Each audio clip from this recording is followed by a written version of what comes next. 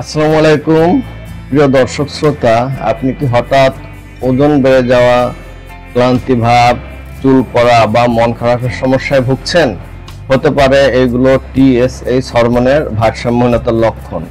আজকের ভিডিওতে জানবো টিএসএইচ বা থাইরয়েড স্টিমুলেটিং হরমোনের সমস্যা হলে কিভাবে হোমিওপ্যাথি চিকিৎসা সাহায্য করতে পারে। টিএসএইচ হলো একটি হরমোন যা পিটুইটারি গ্রন্থি থেকে নিঃসৃত হয় এবং থাইরয়েড গ্রন্থিকে নিয়ন্ত্রণ করে। যদি এই হরমোনের মাত্রা বেড়ে যায় তখন হাইপোথাইরয়েডিজম দেখা দেয়, আর কমে গেলে হাইপারথাইরয়েডিজম দেখা দেয়।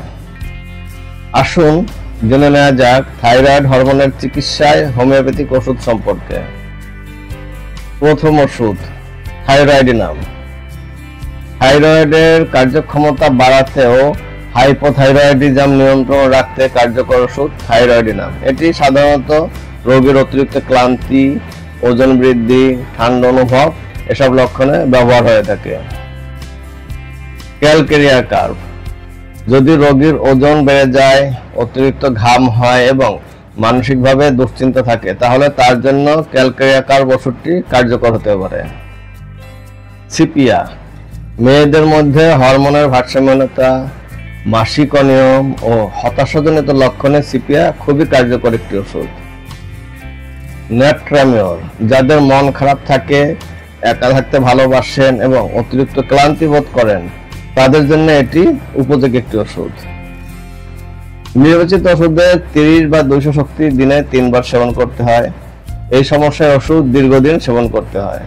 মনে রাখবেন, হরমোনজনিত সমস্যা কখনো কখনো দীর্ঘমেয়াদী হতে পারে, তাই স্বল্পমেয়াদী সমাধানে না গিয়ে একজন অভিজ্ঞ হোমিওপ্যাথিক চিকিৎসকের পরামর্শ নিয়ে দীর্ঘমেয়াদী চিকিৎসা গ্রহণ করুন।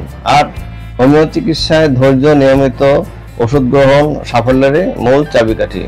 স্বাস্থ্য সচেতন থাকুন, শরীর ও মন দুটোকেই গুরুত্ব দিন।